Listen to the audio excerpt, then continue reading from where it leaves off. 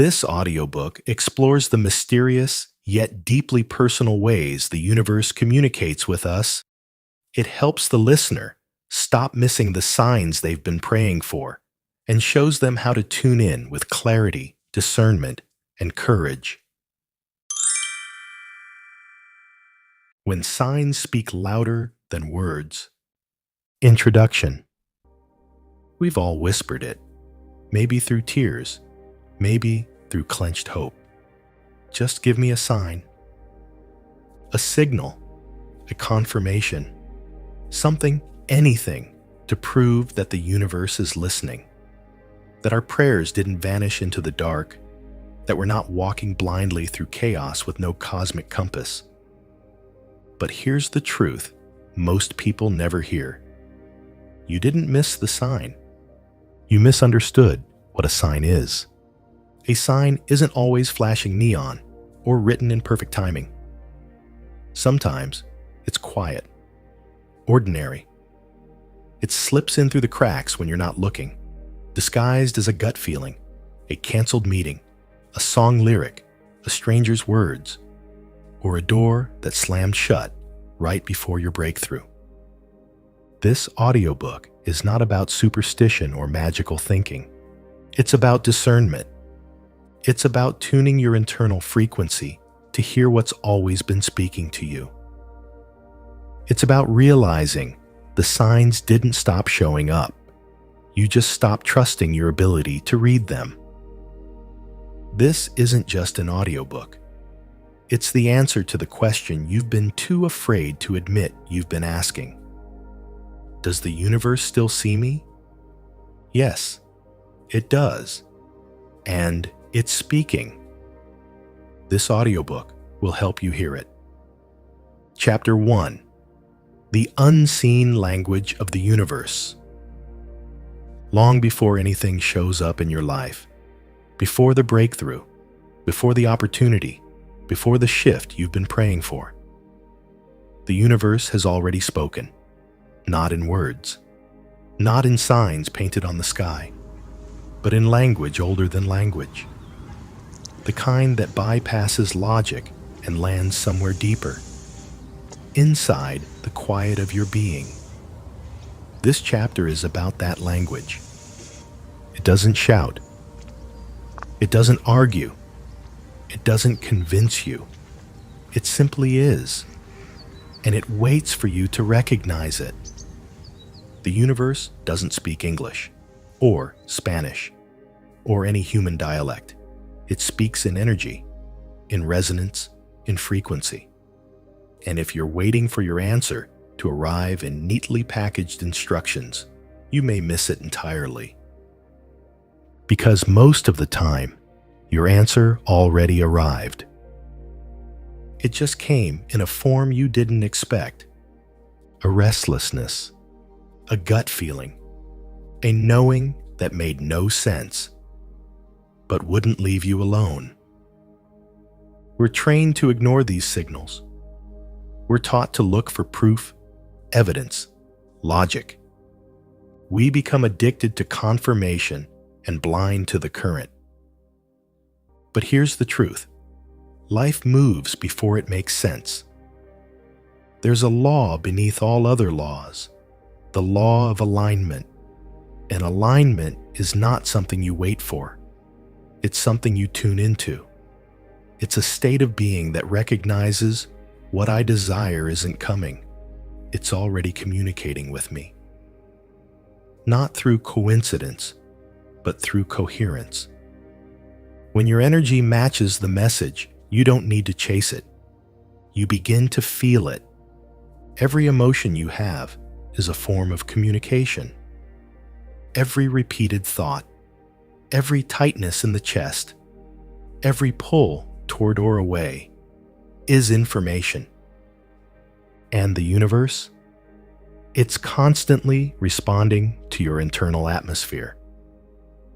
We often miss this because we've grown used to noise. Our lives are loud. Our minds are louder. Scrolling, comparing, planning, fearing, overthinking, In that sea of noise, the nudges become faint whispers, and whispers are easy to ignore. But you weren't made for noise.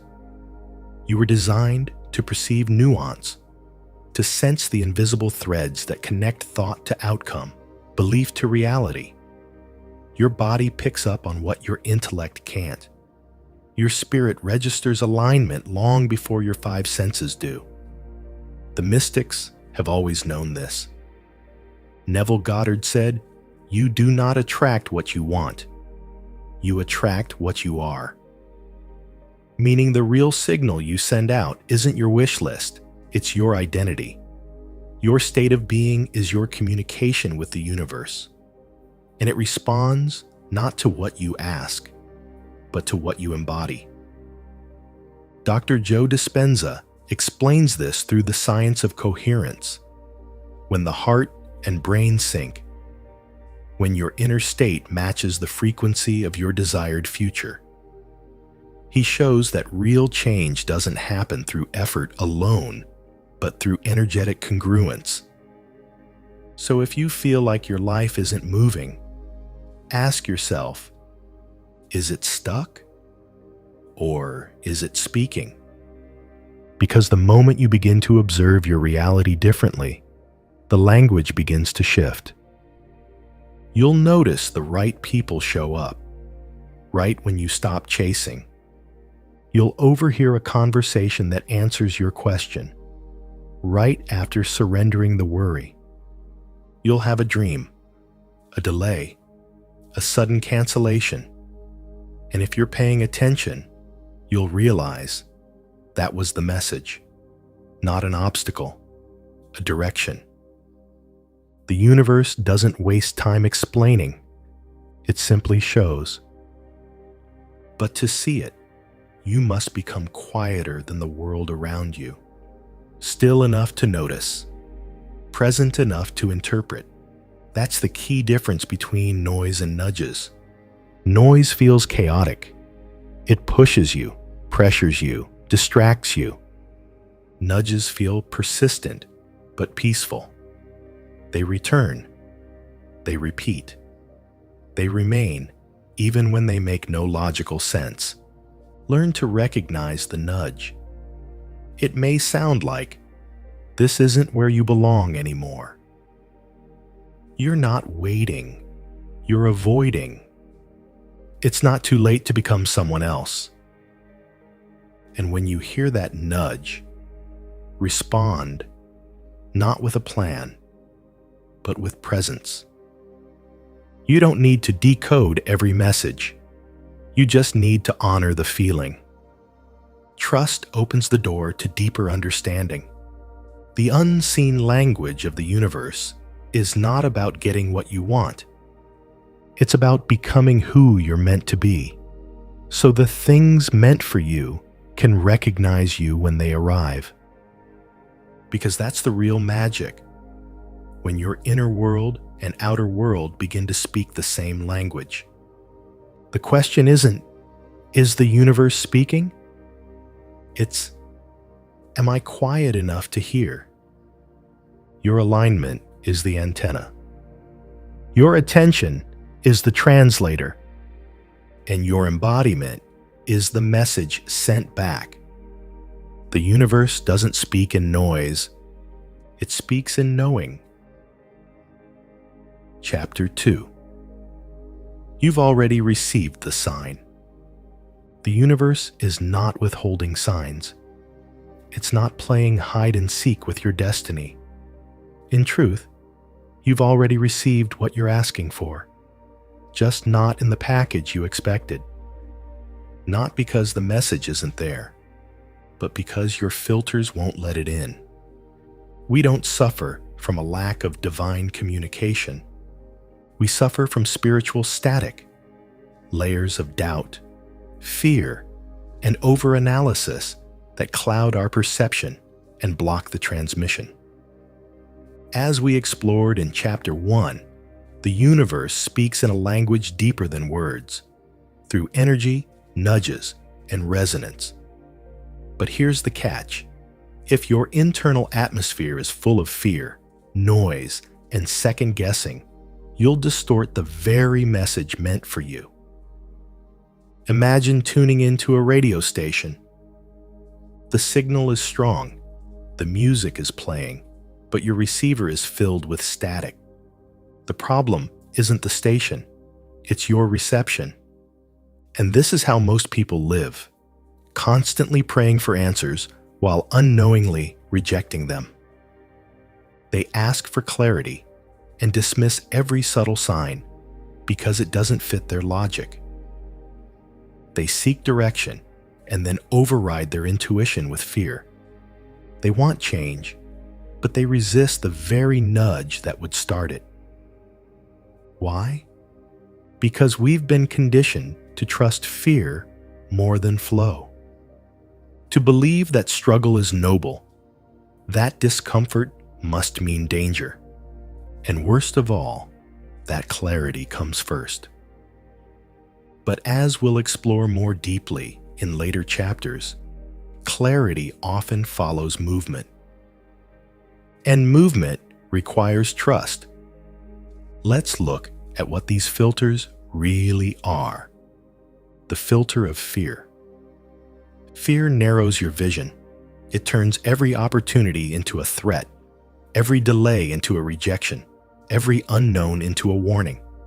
When you're afraid, you don't see possibilities. You see risks. So when the universe whispers, "Go this way," fear shouts back, "What if it's the wrong way?" And so you stay still, stuck. The filter of overthinking. The mind loves to complicate what the heart already knows. You receive a nudge, a knowing, an inner prompting.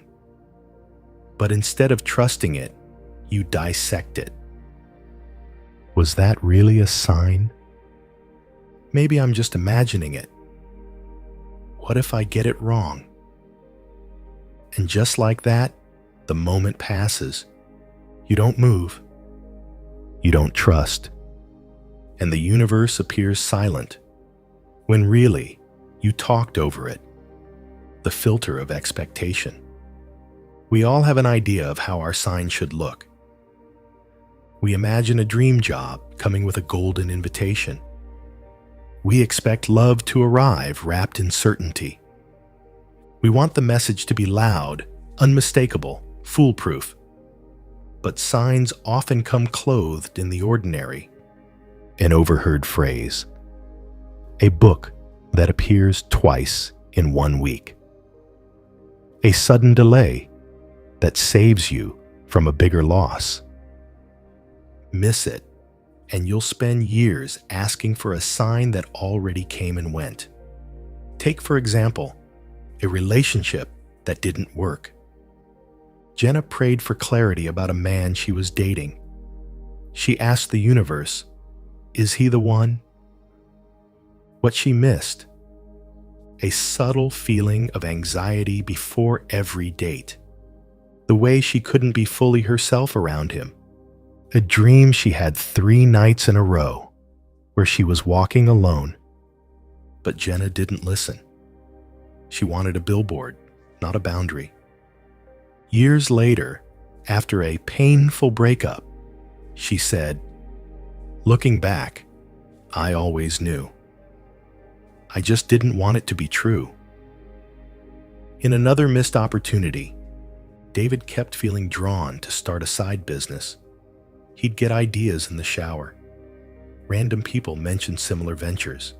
He saw signs on social media, in conversations, even from old journals he forgot about.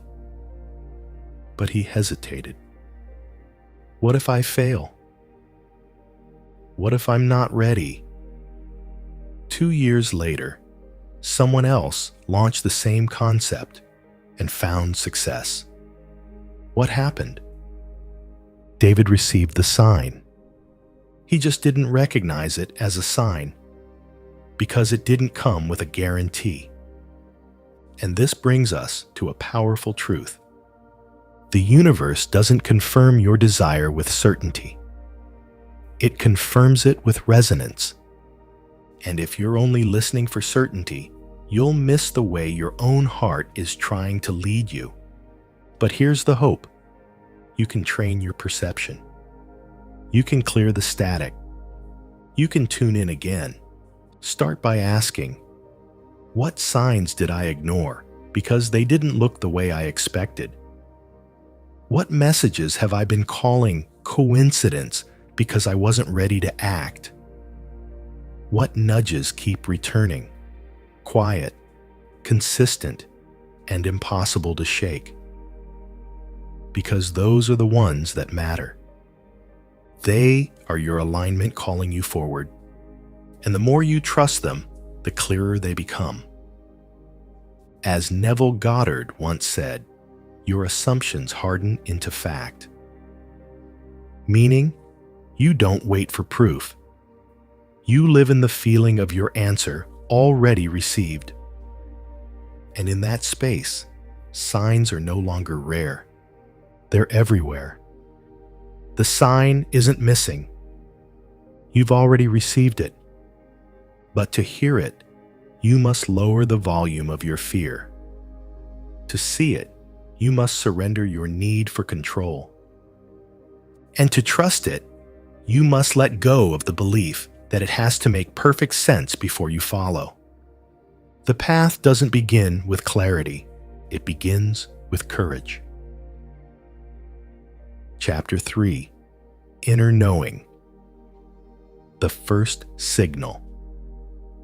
Before the universe sends signs through the external world, through people, events, coincidences, or delays, it whispers to you internally. That whisper is inner knowing, not loud, not logical, not something you can always explain. But it's real.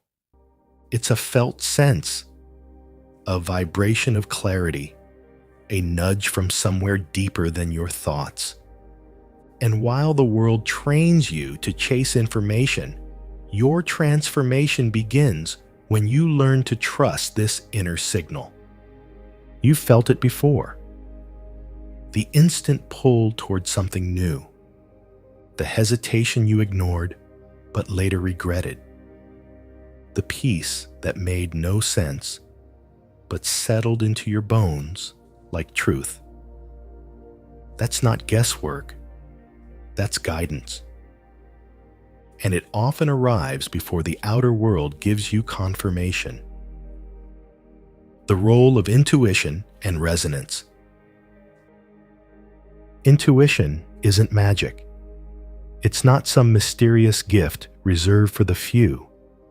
It's your native compass, your soul's language, the tuning fork inside you that vibrates when something is aligned or out of alignment. Before a person lies to you, you feel it. Before a deal goes wrong, your body tightens. Before an opportunity opens, you're already curious, drawn, connected. This is not imagination. It's resonance. Everything in the universe vibrates. And when your internal vibration, your beliefs, your frequency, your heart, is aligned with something external, you feel it before you see it. You don't need evidence to trust resonance. In fact, if you wait for proof, you're already late. The universe moves at the speed of awareness, not explanation. But here's the challenge. We've been trained to override this knowing, to ask others what we already sense, to delay decisions until logic gives permission, to mistrust the yes we feel because we can't explain why. And so, we become strangers to our own soul's voice. Why inner dissonance is often the universe saying no. Just as resonance feels like a quiet but clear yes, dissonance is the body's alarm. But unlike fear, which is often noisy and reactive, dissonance is still. It doesn't scream. It doesn't flail. It quietly pulls your energy inward. It feels like tension, tightness, or tiredness around a decision or direction. Have you ever walked into a room and felt your energy shrink? Started a conversation and immediately wanted to escape? Agreed to something and felt off before you even began? That's dissonance. It's the universe using your inner signal to redirect you. But again, we don't always listen. Why?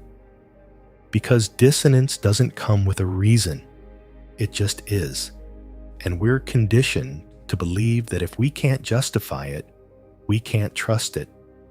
So we stay in friendships that drain us. We take jobs that our gut said no to. We say yes to things we should have left behind. And then we wonder why we feel scattered, anxious, or lost. But here's the truth. Every time you ignore your inner no, you silence your ability to hear the next yes. The more you override that signal, the more muffled your guidance becomes. You don't lose intuition. You just stop recognizing its voice. Rebuilding trust with your inner yes. The good news is that inner knowing is never gone. It doesn't hold grudges. It doesn't abandon you for doubting it.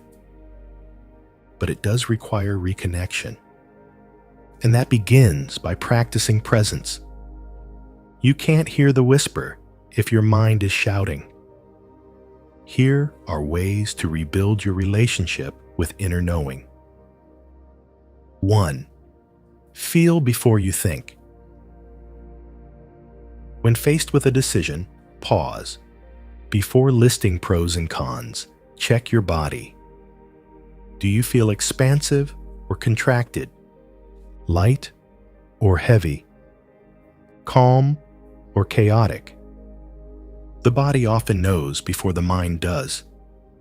Resonance feels like ease, even if it's uncomfortable. Dissonance feels like effort, even if it looks good on paper. 2. Stop outsourcing your knowing. It's okay to seek wise counsel, but if you're always asking others what you should do, you've forgotten that you do know. Your first instinct is usually the truest one, because it's not filtered through fear yet. Ask yourself before you ask anyone else.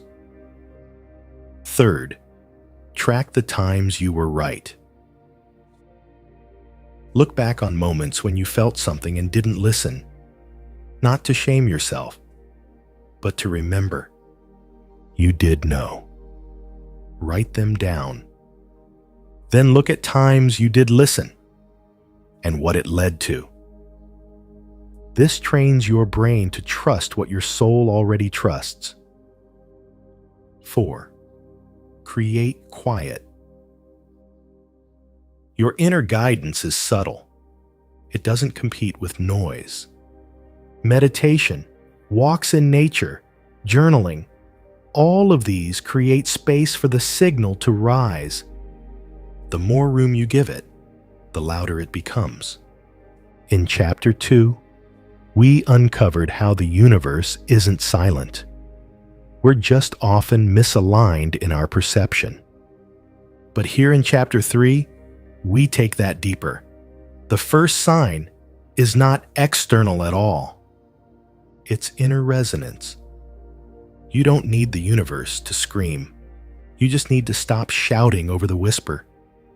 And as you begin to rebuild this connection, you'll realize that inner knowing was never absent, only buried beneath layers of noise, doubt, and delay.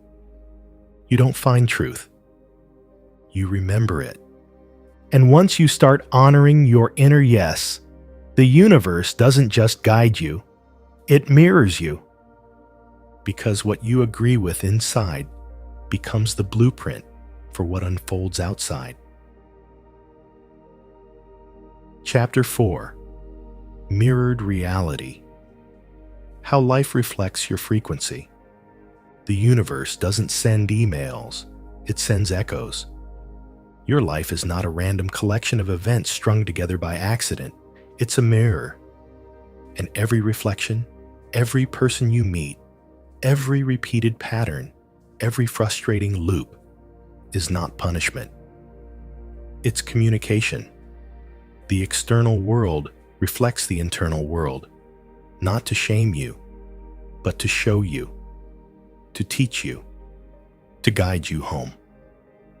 In the previous chapter, we explored intuition as the first whisper of divine guidance. Now we step into the second echo, your reality. The events of your life are not separate from your state of being. They are the consequence of it. Let's begin with the mirrors we often resist. People. The ones who trigger you, the ones who lift you, the ones who confuse you.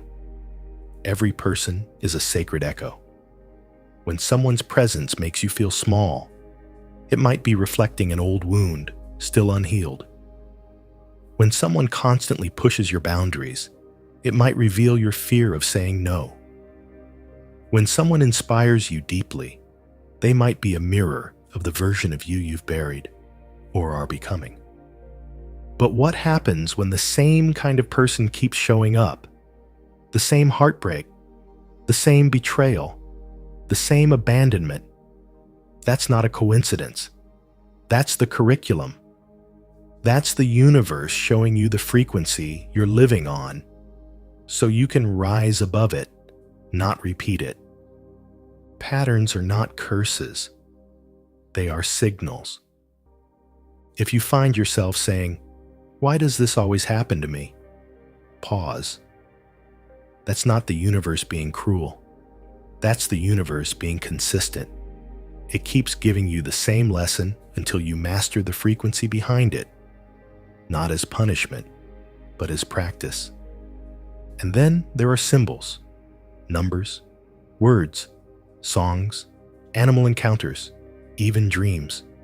Many people call these synchronicities, and they are, but they are only useful if interpreted with clarity and humility. A repeated number sequence, for example, is not a fortune cookie. It's an invitation to become aware. What were you just thinking about when it appeared? What emotional state were you in? What decision were you avoiding? This is the art of interpretation without superstition. Because when we get overly mystical, we lose groundedness. But when we dismiss everything as mere coincidence, we lose connection. You don't need to decode every cloud or second-guess every encounter. Instead, feel into your body. Is it contracting or expanding? That's the only language that matters. The body never lies. And the truth it tells you will often reflect what the universe is already showing externally. Take, for example, a season where everything seems to break down. Relationships, finances, health. It may feel like life is attacking you. But what if it's actually aligning you? What if the external chaos is mirroring an inner call for realignment? This is the shift from superstition to sovereignty. You begin to realize the world is not happening to you. It's happening through you. When you're bitter inside, your reality will start to look bitter. When you're full of resentment, the world will reflect enemies and unfairness. But when you begin to forgive, not just others, but yourself, suddenly life softens. The world opens, and the same external place becomes a different landscape altogether. This is not magic. This is frequency. Everything emits a signal, and your beliefs, emotions, and expectations shape that signal. That's what life responds to. You don't attract what you want. You attract what you are. And until you understand the mirror, you'll keep wiping the glass instead of cleaning the source. That's why inner work is not optional. It's essential. It's not just self-care. It's self-alignment. When you align internally, life aligns externally. Not instantly, but inevitably. And when it does, you begin to trust. You stop forcing and start flowing. You no longer demand signs from the universe. You start seeing them. Because now you understand. They were always there. You just weren't ready to see. This prepares us for the next chapter. Chapter 5. Stop waiting, start listening. Because once you've seen the mirror, the next question is, what will you do with what's reflected? The universe doesn't speak in future tense. It speaks in now. And the next message waits inside your movement. Chapter 5. Stop waiting. Start listening. We wait for a sign, for confirmation, for the clouds to part and the universe to shout, now is the time. But here's the hard truth. The universe has already spoken. Most people don't suffer from a lack of signs. They suffer from hesitation masked as seeking. We stall under the guise of wanting clarity, when what we're doing is avoiding responsibility for the next step. Waiting can feel spiritual, but in many cases, it's just well-disguised fear. We say we're waiting on God, waiting on the universe, and waiting for alignment, but sometimes waiting becomes a trap, a stall pattern, a delay tactic our mind uses because we fear failure more than stagnation. And yet, action is often the clearest message. The myth of perfect clarity. Many believe clarity is something that strikes like lightning, sudden, electric, undeniable. But most often, clarity is revealed through movement, through decision, through the doing, not the thinking. You don't get the complete picture before you take the first step. You get the picture by walking forward, and each footstep unveils more of the path. Imagine standing at the edge of a forest. You're told there's a trail, but you can't see it until you take the first few steps. That's how life works. That's how the universe whispers, move, and I will meet you. You are the missing step. The sign you're waiting for might actually be you. The step you're avoiding might be the signal you're asking for. In Chapter 4, we explored how reality mirrors our internal state. Chapter 5 continues that by showing that movement isn't just an effect of alignment. It is often the catalyst for alignment. When you move, the universe moves with you.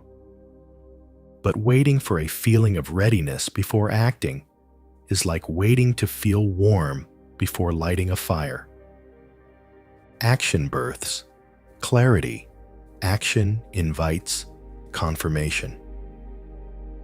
Listening looks like doing. Spiritual listening is not passive. It doesn't mean sitting still and hoping the answer arrives in a dream. It means being attentive in motion. It means walking through the fog and trusting that the path will reveal itself. What if the thing you're avoiding, the phone call, the email, the new habit, the boundary, the ending, is the thing you've already been guided toward? What if you've already received the instruction, but dismissed it because it didn't look dramatic enough to feel divine? Sometimes, the divine whisper doesn't come from above. It rises from within, through resistance. Resistance is often direction. Think of this. Why does a certain idea keep tugging at you? Why does the thought of doing that one thing cause tension? Not because it's wrong, but because it's charged with energy, with transformation, with potential. The universe often speaks through resistance. It marks the path of growth with emotional heat. We avoid the very actions that hold our breakthrough, then blame the universe for not guiding us. Let's reframe it. That discomfort might be the signal. That thing you keep pushing aside might be the breadcrumb you're supposed to follow. Take, for example, the writer who keeps waiting to feel inspired instead of writing through the block, not realizing that flow often comes after the first paragraph.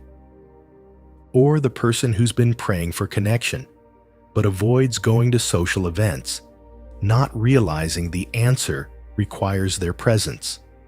And the entrepreneur asking for a sign to start, while endlessly researching but never launching, not realizing the sign is in their obsession.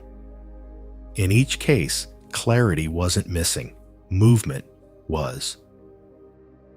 The universe moves with you. This is the law beneath the waiting. Movement creates momentum. The universe is not stationary, it's participatory. It responds to energy, not excuses. When you step forward, even uncertainly, the field adjusts. People appear. Opportunities shift. New resources emerge. Not because you waited for the right moment, but because you made the moment right by showing up. This is what makes listening an active practice. You stop waiting. You start listening, not just with your ears, but with your feet. In Chapter 6, we'll explore how to discern whether something is truly a sign from the universe or just your mind grasping for patterns. But before we get there, remember this. You were never meant to wait endlessly. You were meant to walk boldly, not because you're certain, but because you're willing. The step you're avoiding might be the answer you've been praying for. Chapter 6. Synchronicity or coincidence. Learning to discern. Not every flicker in the wind is a whisper from the divine. Not every repeated number is a personal prophecy. In an age where signs are trending, discernment is rare. We're flooded with interpretations, flooded with opinions, flooded with meaning. But what if some things are just things? This chapter is not meant to strip magic from life.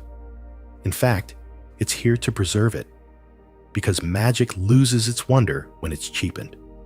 When every cloud is a message and every glance is a soul contract, we stop listening to the deeper, quieter voice within. The true voice of guidance doesn't scream. It doesn't compete. It waits. And it requires maturity to recognize. We've all been there, seeing the same number over and over again, hearing a song at the perfect time, running into someone we were just thinking about. Some of these moments are divine nudges. Some are echoes of alignment. But some are simply the brain's reticular activating system doing what it does best, noticing patterns based on what's already on your mind. The difference between synchronicity and coincidence lies not in the event, but in the resonance. Let's go deeper. The brain is wired for meaning. The human brain is a meaning-making machine. It's constantly scanning the world, trying to make sense of chaos. It searches for patterns because patterns feel safe. Predictability gives the illusion of control. However, not everything that seems patterned is significant. Psychologists call this apophenia, the tendency to perceive connections and meaning between unrelated things. It's why people see faces in clouds or hear hidden messages in music played backward. It's not that you're wrong to notice. It's just that not everything you notice is meant to guide your path. This is why discernment is spiritual maturity in motion. It's the capacity to pause and ask, is this truly for me? Or am I projecting meaning into this moment because I need reassurance? From magical thinking to spiritual wisdom. Magical thinking is seductive. It gives us a sense of control cloaked in mystery, but it's often rooted in fear. When you're desperate for direction, everything starts to look like a roadmap. The danger? You become more loyal to the sign than to your soul. Real synchronicity doesn't make you frantic. It calms you. It doesn't manipulate you into action. It nudges you toward alignment. It doesn't make you dependent. It empowers your discernment. Spiritual maturity means knowing the difference between being led and being lured. One brings peace. The other breeds confusion. A sign resonates, not just repeats. You don't recognize a true sign just because it shows up multiple times. You recognize it because it speaks in a frequency your soul remembers. It aligns with your inner knowing. It confirms, not controls. Ask yourself, does this bring clarity or cause anxiety? Is it repeating because it's true, or because I keep feeding it my attention? Is the message consistent with the direction my spirit is already being called toward? A true sign echoes what you already sensed. It's not the instruction. It's the confirmation. The danger of chasing signs. The moment you start chasing signs, you stop listening, because chasing implies fear. It implies you don't trust that the right message will find you in the right moment. Remember, the universe doesn't withhold clarity as a punishment. It withholds it as protection until you're ready to feel, not just follow. Signs are not meant to replace your intuition. They're meant to support it. If you're ignoring your own inner knowing while searching the sky for symbols, you've missed the most important message of all. Your soul was never mute. Discernment. Questions. If you want to develop spiritual maturity and discern real synchronicity from projection, use questions like these. Does this align with what I already feel deeply to be true? Would this still be meaningful if it hadn't appeared twice? Is my emotional reaction coming from a place of peace or panic? Am I surrendered or searching? Most of all, ask, would I be willing to move forward even without this sign? If the answer is yes, the sign is likely genuine, because it's no longer a crutch, it's a companion. Synchronicity honors timing. A real sign doesn't just appear, it arrives when it needs to. The timing is part of the message. Synchronicity often enters when you've already taken steps, when you've begun to move. It's the universe saying, yes, keep going. But if you're frozen in fear, waiting for the cosmos to send a billboard-sized yes, you may never get it. Because movement reveals meaning. Just like we discussed in the previous chapter, stop waiting, start listening. Often, the action is the sign. The clarity is in the motion. You don't get the message before the leap. You get it midair. Sacred silence is still guidance. Here's the paradox. The more you mature, the fewer external signs you may need. Not because the universe has gone silent, but because you've grown sensitive to its whisper. You've moved from confirmation to embodiment. This is when you realize silence is not the absence of direction. It's the presence of trust. It's not that the universe isn't speaking. It's that you've become fluent in its language. Discernment is not about skepticism. It's about sovereignty. You were never meant to be manipulated by signs. You were meant to be mirrored by them. Real synchronicity reflects the truth already stirring within you. When you stop needing signs to believe, that's when the clearest ones begin to show up. Because now, they're not arriving to convince you. They're arriving to celebrate you. And that, dear listener, is the turning point between magical thinking and spiritual knowing. Chapter 7. Prayers you forgot. You prayed. There are moments in life when everything seems to fall into place, and yet strangely, it feels unfamiliar. You may look around and wonder, why does this feel both new and strangely destined? Often, this is the moment when a long-forgotten prayer finally returns, wrapped in a form you never expected. Not a whisper from heaven, but a chapter of your own life unfolding before you, quietly answering a question you asked long ago. The universe has a memory. It doesn't forget your earnest moments, the midnight whispers, the tearful pleas, the fleeting thoughts soaked in longing. Even when you've moved on, distracted by life, or hardened by disappointment, your soul's desires don't vanish. They echo in the unseen, waiting for the right doorway to return. But here's the paradox. What we call unanswered is often just unrecognized. Because divine answers rarely come dressed as divine answers. They show up as detours, as delays, as breakups, the jobs you didn't get, as cities you were forced to leave. And if you're looking only for the version you imagined, you'll miss the one that's meant for your evolution. Many people assume their prayers are unheard simply because they didn't get the answer when or how they expected.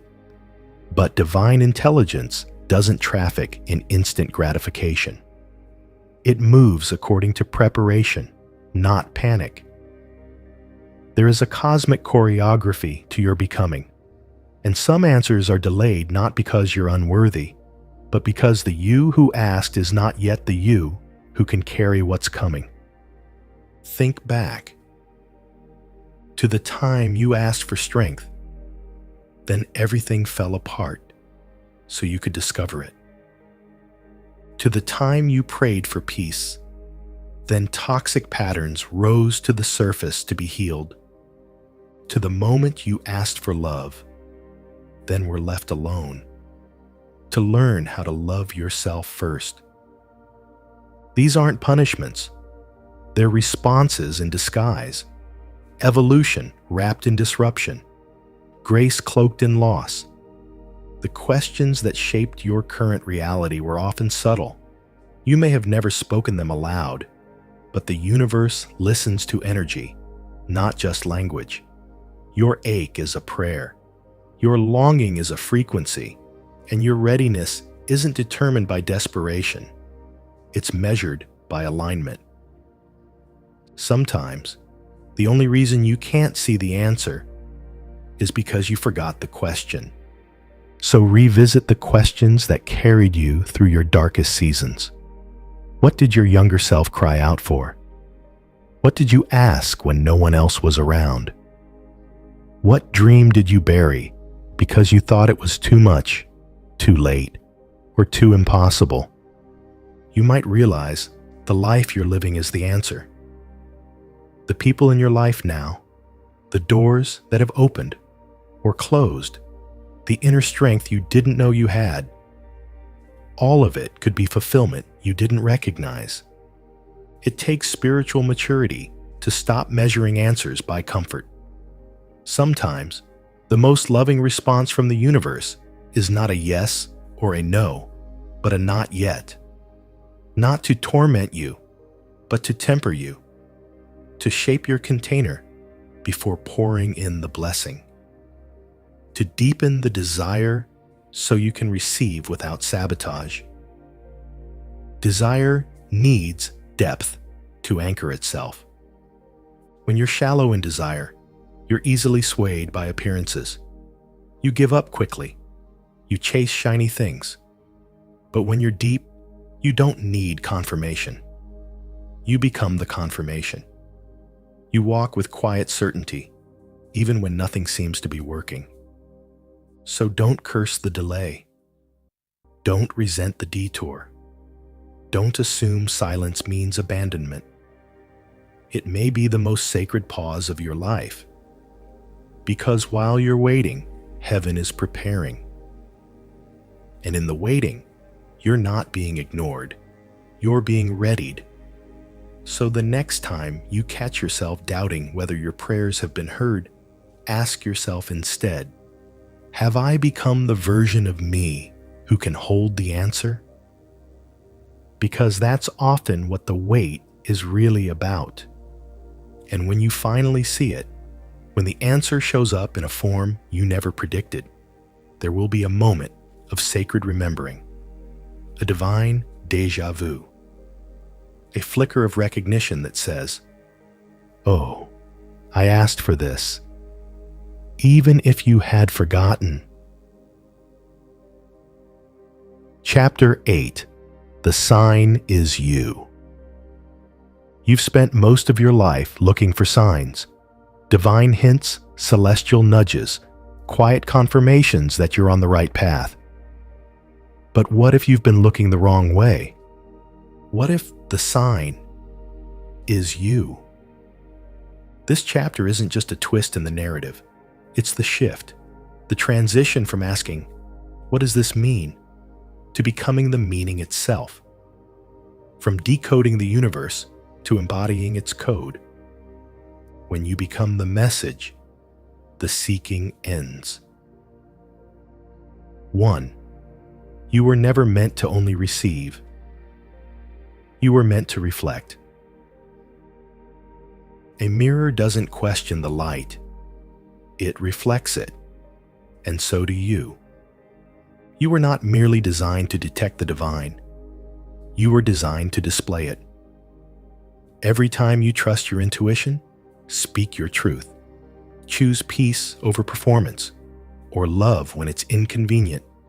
You become the very sign someone else is praying for. The universe does not only speak to you, it speaks through you. You are not just a receiver of guidance. You are its living channel. This is why the most profound messages don't come with flashing lights or prophetic dreams. They come clothed in skin. Your smile, your resilience, your quiet presence in chaos. You are the billboard. 2. From seeker to signal. There comes a point in your spiritual journey where the longing turns into living. You stop grasping for signs because you've become grounded in source. You no longer say, "Universe, tell me what to do." You say, "Universe, show me how to be." And it responds, not by speaking louder, but by aligning everything around you to reflect what you've become within. This is the moment when your vibration precedes your voice, when your frequency enters the room before you do, when people sense something different and they don't know why, but you do. You've crossed from decoding the external to embodying the internal. You've stopped waiting for a word and started being the word. 3. Living as the answer. You don't have to be perfect to be the answer. You just have to be aligned. Your wounds, when healed, become road signs. Your journey, when walked with presence, becomes a path for others. Your life becomes the echo of the truth you once sought. Think of the people who've shifted your life. Was it their certainty that moved you, or their authenticity? Was it their divine perfection, or their human honesty. Your life, when lived from your soul, becomes scripture for someone else, not because you preach, but because you are, not because you instruct, but because you embody. 4. Stop asking for the sign. Start being one. When you realize this, everything changes.